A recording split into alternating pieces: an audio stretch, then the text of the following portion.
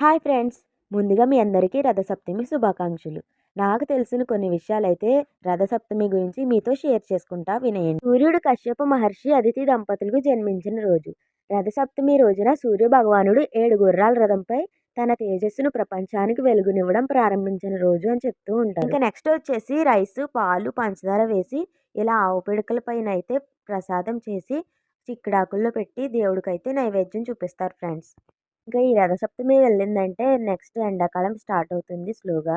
ఇంకెలా అయితే నైవేద్యం పెట్టేసిన తర్వాత చిక్కుడాకుల్లోనే పెట్టాలి ఫ్రెండ్స్ కేవలం.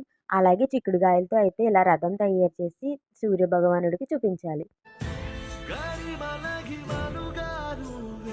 సప్తమి రోజున ఈ మంత్రం జపించి సూర్యుడికి దండం పెట్టుకుంటే మనం అనుకున్న కోరికలన్నీ నెరవేరుతాయి. ఆ మంత్రం ఏమిటంటే ఓం సూర్యాయ నమః, ఓం సూర్యాయ నమః, ఓం సూర్యాయ నమః అని 3 సార్లు